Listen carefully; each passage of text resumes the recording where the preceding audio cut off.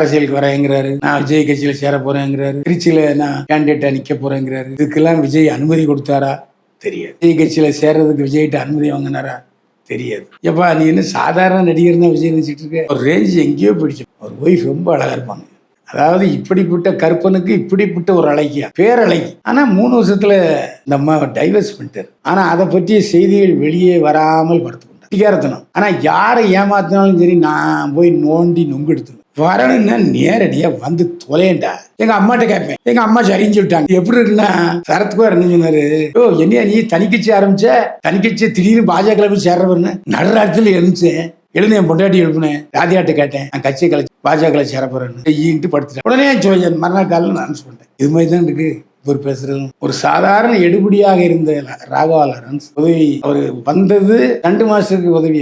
யாரையெல்லாம் அவர் பார்க்க பயந்து நடிக்கிறாரோ அவங்களுக்கு எல்லாம் இவர் 2 மாசம். அதுல ஒருவர் ரஜினிகாந்த். ராகவா அப்படிங்கிற பேரே ரஜினிகாந்த் ராகவேந்திரர் இருக்காரு இல்லையா, அவருடைய பேரை வச்சுதான் அவர் வச்சுக்கிட்டாரு. அவர் ஒரிஜினல் பேர் லாரன்ஸ். ஆனா அவர் எப்படி கிறிஸ்தவர் ஆனார்னு தெரியல. அது இந்துவா வாழ்ந்துட்டு. ஆனா அவர் நடித்த ஒரு 10-15 படங்களில் வெற்றி பெற்ற படங்கள்னு பார்த்தீங்கன்னா அது காஞ்சனா சீரிஸ். எல்லா படங்களும் மொக்க தான், பெரிய வசூல் இல்லை. ஆனாலும் தன்னுடைய கெத்தை காட்டுறதுக்காகவே சம்பளத்தை குறைக்கவே இல்லை இன்னைக்கு வரைக்கும். பேர்பட்ட ஒரு எமக்காதல. கட்சியில் இதெல்லாம் வெளியில வந்துட்டேன், நான் ஃபுல் அண்ட் ஃபுல் சோஷியல் சர்வீஸ்ல தான் இறங்க போறேன்னு சொல்லி கௌதமி சொல்லியிருந்தாங்க. அவங்க ஆல்ரெடி கொடுத்த கேஸா இருக்கக்கூடிய அவங்களுடைய நில மோசடிக்கான அமலாக்கத்துறை வந்து சோதனைக்கு வந்திருக்கிறாங்க. திருடனாய் பார்த்து திருந்தாவிட்டால் திருட்டை விழிக்க முடியாது. அந்த காரைக்குடிக்காரரா பார்த்து கொடுத்தாதான் உண்டு. ஆமா, அதுக்கு இவங்ககிட்ட போதிய ஆதாரம் இருக்கும். இந்த ஓடுகாலித்தனம் தான் அவனுடைய உரிமையா அப்படிதான் நான் கேட்பேன். எங்க அமலாக்க பிரிவு வந்து சோதனை நடத்தியதன் காரணமாக உடனே நிலம் திருப்பி கொடுக்குமானா மாட்டாது. இன்னும் கட்சி கரை போட்டு வேட்டி கட்டுத்திட்டு போதும். ஆனா எனக்கு இனிமேல் எந்த கட்சிக்கும் போக வேண்டிய சூழ்நிலை எனக்கு கடவுள் கொடுக்க மாட்டான். என்ன பேசாம இருந்துருவேன். எடப்பாடி கூட சமீபத்தில் நான் விமர்சிச்சேன். திமுக ஏன் கட்சியில் சேர்த்தேன், திமுக கட்சியில சேர்த்தனால 7.5 நீயே வேலையில போற ஒன்னா மடியில் எடுத்து சும்மா பார்த்த அனுபவிச்சு இல்லை. அதே மாதிரி நான் இன்னைக்கு இருக்கிற ஹவுசிங் போர்டு வீடு முதல்வர் ஜெயலலிதா எனக்கு அறுக்குடை சசிகலா மூலமா நான் அதை வாங்கினேன்.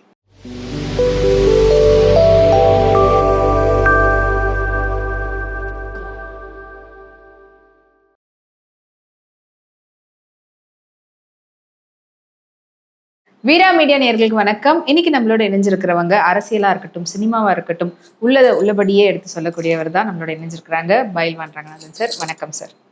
வணக்கம். என்னை வாழ வைத்துக் கொண்டிருக்கும் யூடியூப் சேனல் நேயர்களுக்கு நன்றியும் வணக்கம். இப்போ கட்சியில் இதெல்லாம் வெளியில வந்துட்டேன், நான் ஃபுல் அண்ட் ஃபுல் சோஷியல் சர்வீஸ்ல தான் இறங்க போறேன்னு சொல்லி கௌதமி சொல்லியிருந்தாங்க. அவங்க ஆல்ரெடி கொடுத்த கேஸா இருக்கக்கூடிய அவங்களுடைய நில மோசடிக்கான அமலாக்கத்துறை வந்து சோதனைக்கு வந்திருக்கிறாங்க. ஸோ இப்போ என்ன நிலைமையில இருக்குது? போன வாட்டி அவங்க சொன்ன அந்த சொத்து அகப்பறிப்பு எல்லாம் வந்துட்டு மறுபடியும் உங்களுக்கு கிடைக்குமா, இல்லைன்னா இவங்க வேற ஏதாவது கட்சியில சேர்றதுக்காக இருக்கக்கூடிய கட்சியில இருந்து வெளியில வந்திருக்கிறாங்களா? இல்லை, இது கிட்டத்தட்ட 30 வருஷமா நடந்துட்டு இருக்கு கேஸ். என்ன இந்த சிவில் கேஸுங்கிறது அவ்வளோ சீக்கிரத்தில் முடியாது. ஏமாத்தினாலும் விட மாட்டான். அவ்வளவு எல்லா இடத்துலையும் காசு கொடுத்து வச்சுருப்பாங்க. ஸோ இந்த அம்மா சீக்கிரம் தன்னுடைய நிலத்தை தக்க வச்சுக்க முடியாது. ஒன்று, எதனால் அந்த ஆள்கிட்ட ஏமாந்தாங்க? அந்த ஆளும் சாதாரண ஆள் இல்லை, சினிமாவை சேர்ந்தவர் தான். இதே சுப்புலட்சுமியோட இணைப்பில் இருந்தவர் தான். யார்? அந்த நில புரோக்கர், காரைக்குடிக்காரரு. ஆனால் இது ஏடிஎம்கேல சேர்ந்ததே காரணம் வந்து நடவடிக்கை எடுப்பாங்கன்னு தான். ஆனால் அந்த சமயத்தில் ஃபைலை பார்த்து நடவடிக்கை எடுத்தாங்க. எடுக்கலைன்னு சொல்ல முடியாது. நம்ம வந்து நடவடிக்கை எடுக்கலை அப்படிங்கிற மேலேயும் சொல்கிறாங்க. ஏடிஎம்கே ஆட்சியில் நடவடிக்கை எடுத்தாங்க. இதுனா கொலைக்கேஸாக உடனே பரபரன்னு விசாரித்து தூக்கு தண்ணு கொடுக்குறதுக்கா? சிவில் கேஸும்மா. எத்தனை இடத்துக்கு கேஸ் போயிட்டு வரும் தெரியுமா? அதுக்குள்ளே அவன் ஜீவன் போயிடும். கேஸ் போட்டவன் மேலே போய் சேர்ந்துருவான். அந்த அளவு சிவில் கேஸு சட்டம் நம்ம ஊரில் இருக்குது. வாய்தாவாக போயிட்டு இருக்கும். அது சிறந்தபடி ஃபீட் பண்ணணும். இந்த மாதிரி ஃபீட் பண்ணாங்களா என்னங்கிறது தெரியல. இப்போ இடையில பாஜகவில் சேர்ந்தாங்க. பாஜக வந்து சென்ட்ரல் கவர்மெண்ட்டில் இன்ஃப்ளூயன்ஸ் சொல்லுவாங்க என்ன. அதனால் இப்போது எங்கள் அமலாக்க பிரிவு வந்து சோதனை நடத்தியதன் காரணமாக உடனே நிலம் திருப்பி கொடுக்கப்படுமானா மாட்டாது. இதே மாதிரி அமலாக்கத்துறை எத்தனை அமலாக்கத்துறை பார்த்துருமா அந்த ஆளு. அதனால் கவுந்தமி வந்து தன்னுடைய நிலத்தை மீட்பதற்காக கட்சி மாறிட்டே இருந்தால் மாறிட்டே இருக்க வேண்டியதுதான். முதல்ல தன்னுடைய கட்சி மேலே விசுவாசம் இருக்கணும். இப்போ அதிமுக எதிர்கட்சியாக வந்திருந்தா அந்த அம்மா கட்சியை விட்டு போவாங்களா? சரி, எத்தனையோ மகளிர் அங்கே இருக்கிறாங்க, காலங்காலமாக நேசிக்கிறவங்க, புரட்சித் தலைவர் காலத்துலேருந்து அம்மா காலத்துலேருந்து இருக்காங்க.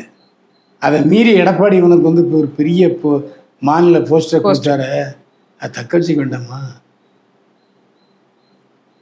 இந்த ஓடுகாலித்தனம் தான் அவனுடைய பிறப்பு உரிமையா? அப்படிதான் நான் கேட்பேன். ஏன்னா நான் 72லேருந்து இந்த கட்சியில் இருக்குவேன். எந்தவித பிரதிபலும் பார்க்காமல் ரெட்டையில ஆட்சியில் இருக்கணும், அந்த கோரிக்கையோடு போயிட்டுருக்கு. ஆனால் ஆரம்பத்தில் எம்ஜிஆர் ஆட்சி மாதிரி ஜெயலலிதா ஆட்சி இல்லை என்பதும், ஜெயலலிதா ஆட்சி மாதிரி எடப்பாடி ஆட்சி இல்லை என்பதும் என் மனசாட்சிக்கு தெரியும். முன்ன கூட்டங்களுக்கு போவேன், இப்போ கூட்டங்களுக்கு போவதில்லை. இன்னும் கட்சி கரை போட்டு வேட்டி கட்டுவேன், நிறுத்திட்டேன், போதும்ட்டு. ஆனால் எனக்கு இனிமேல் எந்த கட்சிக்கும் போக வேண்டிய சூழ்நிலை எனக்கு கடவுள் கொடுக்கல, கொடுக்கவும் மாட்டான். வேணா பேசாமல் இருந்துருவேன். என்ன எடப்பாடியை கூட சமீபத்தில் நான் விமர்சித்தேன். லீமரசை ஏன் கட்சியில் சேர்த்த? லீமரசை கட்சியில் சேர்த்தனால தான் 7.5 நீயே வேலையில் போகிற ஒன்றான மடியில் எடுத்து விட்டு மாதிரி பார்த்த இப்போ அனுபவிச்சில்ல இப்போ அப்படின்ட்டு நான் பேசினேன். ஏன்னா எனக்கு உரிமை இருக்குது. எடப்பாடிக்கு முன்னாலே நான் கட்சிக்கு வந்தவன். அவராவது எம்ஜிஆர் நிலால பார்த்துருப்பாரு. நான் எம்ஜிஆருடன் பயணித்தவன், எம்ஜிஆர் சாப்பிட்ட சாப்பாட்டை சாப்பிட்டவன், இங்கே இதே எம்ஜிஆர் தோட்டத்தில் வாழ்ந்தவன். எல்லாரையும் எனக்கு தெரியும். அப்போது இருந்த அமைச்சர்கள் எல்லோரையும் எனக்கு தெரியும். ஆனால் அதுக்காக நான் வந்து ஏடிஎம்கேல சம்பாதிச்சேன்னு நான் சொல்லவே மாட்டேன். அது எனக்கு பிடித்தமும் இல்லை. நான் உழைக்கிறேன், நான் சம்பாதிக்கிறேன், அதுதான் வச்சுக்கிட்டு இருக்கேன். அதனால் கௌதமி போன்றவர்கள் வந்தார்கள், போனார்கள். எப்படின்னா அற்ற குளத்து அருநீர் பறவை. குளத்தில் தண்ணி இருக்கும்போது பறவைகள்லாம் வரும். குளம் வற்றி போச்சோம்னா அது பாட்டுக்கு வேற ஒரு குளத்தை தேடிப்போம். ஸோ என்ன சோதனை நடந்தாலும் அவங்களுக்கு கிடைக்க வேண்டிய நிலம் வந்து எப்படி இருந்தாலும் டைம் எடுக்கும். அது கிடைக்குமா கிடைக்காதான்றது ஒரு பெரிய கேள்விக்குறி தான். திருடனாய் பார்த்து திருந்தாவிட்டால் திருட்டை ஒழிக்க முடியாது. அந்த காரைக்குடிக்காரராக பார்த்து கொடுத்தாதான் உண்டு. ஆமாம், அதுக்கு இவங்ககிட்ட போதிய ஆதாரம் இருக்கணும். அதுக்கு தகுந்த அட்வொகேட் வச்சுருக்கணும், இல்லைன்னா கஷ்டம். ராகவா லாரன்ஸ் வந்து நான் அரசியலுக்கு வரலாமா வேணாமா அப்படின்னு சொல்லி அவங்களுடைய ரசிகர்கள்கிட்டே கேட்குறேன் அப்படின்னு சொல்லியிருந்தாரு. இப்போ திருச்சி கிழக்குல விஜய் வந்து எம்எல்ஏ ரிசைன் பண்ணதை ராகவா லாரன்ஸ் தான் நிற்க போறாருன்ற பேச்செல்லாம் இருந்தது. அதுக்கேற்ற மாதிரி அவர் வந்து மக்களை வந்து தெருநாய்க்களோட ஒப்பிட்டு பேசினது பெரிய பரபரப்பாக எல்லாரும் பேசிட்டு இருந்தாங்க. நீங்களும் சொல்லியிருக்கிறீங்க இப்படியெல்லாம் பேசினது நான் அப்படி ஒப்பிட்டு பேசல அப்படின்ற மாதிரிலாம் இப்போ மாற்றி சொல்றாரு. இது எப்படி எடுத்துக்கிறது? பயம் இப்போவே வந்துடுச்சுன்னு எடுத்துக்கலாமா? முதல்ல அந்த தெருநாய் விஷயத்தை எடுத்துக்கணும். எனக்கு அவர் சொன்ன கருத்தில் உடன்பாடு உண்டு. புதிய நாய்கள் அந்த தெருவுக்கு போகும்போது பழைய தெருநாய்கள் அந்த மேலே சண்டை போடும். ஏன்னா தங்களுக்கு பாதுகாப்பில்லை என்று அந்த நாய்கள் கருதும். இது வந்து ஒரு பாதுகாப்புள்ள இடத்துலேருந்து வருது இந்த நாய், நாம் பாதுகாப்பு இல்லாமல் தெரிஞ்சுக்கிட்டு இருக்கோம் அப்படிங்கிற ஒரு சண்டை. அது தப்பே இல்லை. இப்போது ஒருத்தர் வந்து கோட்டை சூட்டோட வாக்கிங் போனால் ஆனால் எல்லாரும் திரும்பி பார்ப்பாங்கள்ல. காலங்காத்தால் கோட்டை சூட்டோட வாக்கிங் போகிறேன் அப்படி பார்ப்பாங்க இல்லையா? அந்த மாதிரி அந்த திருநாய்களும் பார்க்கும். அதை வந்து அவர் மக்களுக்கு சொல்லலையே. இவங்களா ஏதாவது ஒன்று உருட்டுறானுங்க. அதாவது ஒன்று சொன்னால் ஒன்று நினச்சிக்கிட்டு இவங்களா கதை கட்டிக்கிட்டு இருக்கான். அது தப்பு. யூடியூபர்களும் சரி, மீடியாக்காரர்களும் சரி, செய்தியாளர்களும் சரி, ஒருவர் சொன்ன கருத்தை கூடுதல் இல்லாமல் அதை மிகைப்படுத்த வேணால் போடலாம். எப்படி நீங்கள் வந்து திருநாயை மேலே திருநாயை மக்களாக சொன்னார்னு திருநாய் மக்களுக்கும் சொல்லவே இல்லையா? அவர் ஒரு கருத்தை சொல்லியிருக்கிறாரு, அவ்வளோ. எனவே அதில் எனக்கு வந்து மீடியாக்காரர்கள் மேலே தான் கோபம். இன்னொன்று, ராகவா லாரன்ஸ் மாற்றுத்திறனாளிகளுக்கு உதவுகிறவர். மாற்றுத்திறனாளிகளுக்கு சில ஆசிரமங்கள்லாம் வச்சு சோறு போட்டார், வாழ்க்கை கொடுத்தாருங்கிறது தெரியும். ஆனால் இப்போ தொடர்றதா இல்லையாங்கிறது எனக்கு தெரியாது. ஆரம்ப காலத்தில் எனக்கு வந்து ராகவா லாரன்ஸ் எப்படி தெரியும்னா, அப்போ வந்து ராமநாராயணே டைரக்ட் பண்ண படம் பாண்டியன் கதாநாயகன். அந்த படத்தில் ஸ்டண்ட்டு மாஸ்டராக ஆகிறாரு. உதவி ஸ்டண்ட்டு மாஸ்டராக இருந்த ஒருத்தர். அவர்கிட்ட ஒரு அசிஸ்டண்ட் இருந்தார். அவர் காஃபி கொடுக்கும்போது, அக்காய்க்கும்போது, டீ கொடுக்கும்போது வந்து கொடுத்துக்கிட்டு இருந்தார். இதை நான் சொல்லலை, அவர் தான் பின்னால் ஒரு 10 வருஷம் கழிச்சு சொல்லும்போது எனக்கு ஞாபகம் இருக்கானது இல்லைன்னு. சூப்பராயன்ட்ட நான் வந்து உதவியாளராக இருந்தேன். சூப்பராயா உங்களை அண்ணன் என்னன்னு சொல்லிட்டு இருந்தார். அதனால் எனக்கு உங்க மேலே மரியாதை உண்டு, உங்களை பேச பயந்துட்டேன், பேசலை அப்படின்னு. இதுதான் எனக்கும் அவருக்குமான இது. அப்புறம் இடையில ஒரு 3 வருஷத்துக்கு முன்னால் என்ன அவருடைய பங்களாவுக்கு கூப்பிட்டார். இங்கே ஈசிஆரில் ஒரு பெரிய பங்களா கட்டியிருக்காரு. சுங்கச்சாவடியை தாண்டி உள்ள கடற்கரையொட்டி பெரிய பங்களா. ஒரு சாதாரண எடுபடியாக இருந்த ராகவா லாரன்ஸ் உதவி, அவர் வந்தது ஸ்டண்ட் மாஸ்டருக்கு உதவியா, நான் ஜாயின் பண்ணது டான்ஸ் மாஸ்டருக்கு உதவியா. உதவி டான்ஸ் மாஸ்டராக இருந்து எப்போவுமே ஒரு மனிதன் தன்னுடைய உழைப்பு இருக்குது பார்த்தீங்களா, உழைப்பையும் திறமையும் வைத்து கண்டிப்பாக முன்னுக்கு வர முடியும். என்ட்ரி கொடுக்கறதுக்கு தான் கொஞ்சம் கஷ்டமே தவிர, அதற்கு பிறகு அவருடைய திறமையை வளர்த்து கொண்டால் பெரிய லெவலுக்கு போகலாம். அவர் வந்து ஸ்டண்ட் மாஸ்டர் ஆனார். அதுக்கப்புறம் தெலுங்குலேயும் ஸ்டண்ட் மாஸ்டர் ஆனார். யாரையெல்லாம் அவர் பார்க்க பயந்து நடிக்கிறாரோ அவங்களுக்கெல்லாம் இவர் ஸ்டண்ட் மாஸ்டர் ஸ்டண்ட் சொல்லி கொடுத்தார். அதில் ஒருவர் ரஜினிகாந்த். ரஜினிகாந்தோடைய அட்மைரர் நம்ம ஆள் ராகவா லாரன்ஸ். ராகவா அப்படிங்கிற பேரே ரஜினிகாந்துடைய ராகவேந்திரர் இருக்கார் இல்லையா, அவருடைய பேரை வச்சு தான் அவர் வச்சுக்கிட்டார். அவர் ஒரிஜினல் பேர் லாரன்ஸ். ஆனால் அவர் எப்படி கிறிஸ்தவர் ஆனார்னு தெரியல, அது இந்துவாக வாழ்ந்துட்டு இருக்கார். ஏன்னா வீட்டில் ஒரு பெரிய தியான மண்டபம் வச்சுருக்காரு. அதில் அவங்க அப்பா அம்மா அவருடைய மூதாதையெல்லாம் வச்சுருக்காரு. ஆனால் அவரை பற்றி தெரியாத ரசிகர்களுக்கு ஒரு விஷயம் என்னென்னா, அவர் ஒய்ஃப் ரொம்ப அழகாக இருப்பாங்க. அதாவது இப்படிப்பட்ட கற்பனுக்கு இப்படிப்பட்ட ஒரு அழகியா, பேரழகி. ஆனால் 3 வருஷத்தில் அந்த அம்மாவை டைவர்ஸ் பண்ணிட்டார். ஆனால் அதை பற்றிய செய்திகள் வெளியே வராமல் படுத்து கொண்டார். கெட்டிக்காரத்தனம். ஆனால் யாரை ஏமாத்தினாலும் சரி, நான் போய் நோண்டி நொங்கு எடுத்துருவேன். அவர் வீட்டில் மனைவி இல்லை, அம்மா தான் கிளர்ந்தாங்க. ஒரு உதவியாளர் பெண்ணு தான் டீ எடுத்துகிட்டு வந்தாங்க. எனக்கு ஒரு படத்தில் வாய்ப்பு தருவதாக சொன்னார். முன்பணமும் கொடுத்தாரு. அதுக்கப்புறம் அதை பற்றி பிரேரிக்கவே இல்லை, பேசவே இல்லை. நானும் கேட்கல, சந்தர்ப்பம் வந்து தான் கூட வரேன் அப்படின்னா விட்டுட்டேன். ஆனால் அவர் நடித்த ஒரு 10-15 படங்களில் வெற்றி பெற்ற படங்களும் பார்த்திங்கன்னா ஒரு 4 தான் இருக்கும். அதுவும் காஞ்சனா சீரீஸ் தான். மிச்சம் எல்லா படங்களும் மொக்க தான், பெரிய வசூல் இல்லை. ஆனால் தன்னுடைய கெத்தை காட்டுறதுக்காகவே சம்பளத்தை குறைக்கவே இல்லை இன்னைக்கு வரைக்கும். அப்பேற்பட்ட ஒரு எமக்காதகர் இன்னைக்கு திடீர்னு அரசியல் பக்கம் திரும்புறேன்றாரு. இது எப்படி இல்லை, நான் என்ன சொல்கிறேன்னா, அவர் ஏற்கனவே சில சமூக தொண்டுகள் செஞ்சுட்டு இருக்காரு. அதை அப்படியே செய்ய வேண்டியது.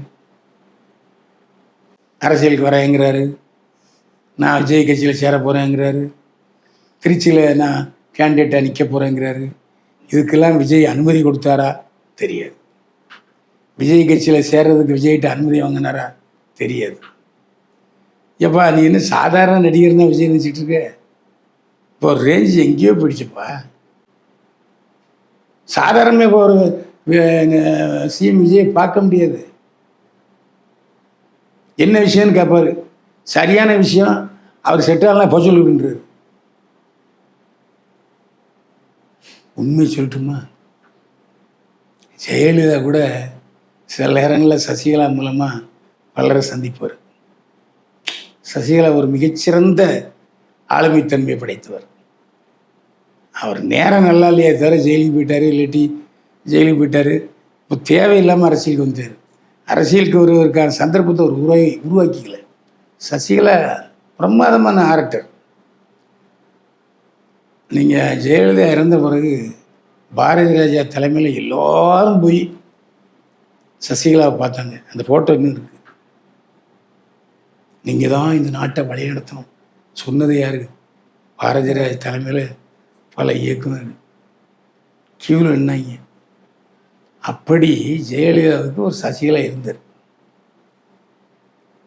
விஜய்க்கும் ஏகப்பட்ட ஆள்கிட்ட இருக்காங்க, நான் வெளியே தெரியல.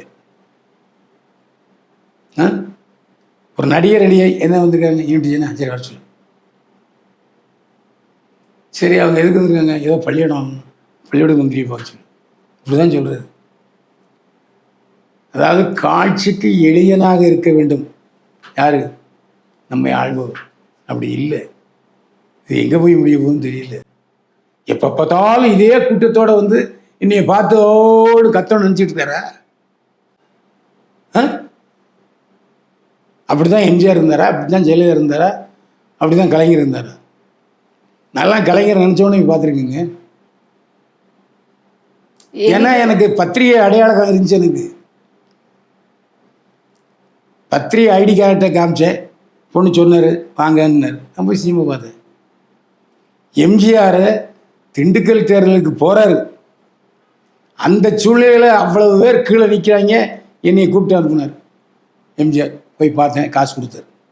ஒப்பனை சொல்கிறேன், காசு கொடுத்தாரு. அதே போல் ஜெயலலிதாட்ட பார்க்கும்போது சசிகலா என்ன சொன்னார்னா, அம்மா ஏதாவது கேட்டால் நீங்கள் முந்திரி கட்டு தரமா ஏதாவது பதில் சொல்லாதீங்க. எஸ் மேடம், எஸ் மேடம்னு சொல்லி தலையாட்டிட்டு வந்து நின்றார். ஆனால் அவங்க கேட்ட கேள்விகள் 3 கேள்விகள் நேரடியாக என்ன கேட்டது. அப்போ நான் பதில் சொன்னேன். எப்படி இருக்கும்?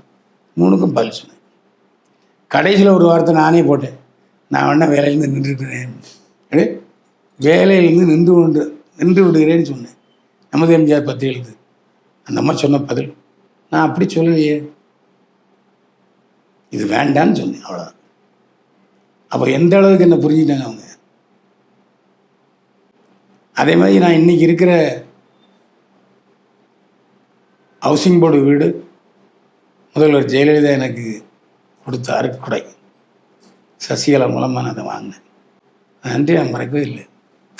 பேசுவேன், அதான் பேசுவேன்னா நல்லது நல்லதாக பேசுவேன், கெட்டதாக பேசுவேன். அதே போல் ராகவா லாரன்ஸ் ரொம்ப கஷ்டப்பட்டு முன்னுக்கு வந்தவர். வரணுன்னா நேரடியாக வந்து தொலையண்டா. எங்கள் அம்மாட்ட கேட்பேன். எங்கள் அம்மா சரின்னு சொல்லிட்டாங்க. இது எப்படி இருக்குன்னா, சிரிக்காதீங்க. சரத்குமார் என்ன சொன்னார், யோ என்னையா நீ தனிக்கட்சி ஆரம்பித்த, தனிக்கட்சி திடீர்னு பாஜக போய் சேர்றவர்னு நடுராத்தில் எழுந்தேன். எழுந்து என் பொண்டாட்டி எழுப்புனேன். ராதியாட்ட கேட்டேன், நான் கட்சியை கலைச்சிட்டு பாஜகவில் சேர போகிறேன்னு. செய்யின்ட்டு படுத்துட்டாங்க. உடனே மறுநாள் காலையில் நான் அனுப்பிச்சு பண்ணிட்டேன். இது மாதிரி தான் இருக்குது இப்போ பேசுகிறதும். அரசியல்ங்கிறது எவ்வளோ பெரிய விஷயம். அவர் எவ்வளோ டேக் இட் ஈஸியாக எடுத்துக்கிறாரு. தொடர்ந்து சினிமா மற்றும் அரசியல் செய்திகளை தெரிஞ்சுக்கிறதுக்கு நம்மளுடைய வீரா மீடியா சேனலை சப்ஸ்கிரைப் பண்ணி பெல் ஐக்கானை ப்ரெஸ் பண்ணி நோட்டிஃபிகேஷனை தொடர்ந்து பாருங்க. அடுத்த வீடியோவில் சந்திப்போம். நன்றி, வணக்கம். வீரா மீடியாஸ் சேனலை சப்ஸ்கிரைப் பண்ணுங்கள், ஷேர் பண்ணுங்கள். தொடர்ந்து வீரா மீடியா சேனலில் நான் பேசுவேன். தினமும் உங்களுக்கு ஒரு வீடியோ வருகிற அளவுக்கு நான் பேசுவேன். மீண்டும் சந்திப்போம். வாழ்க வளமுடன்.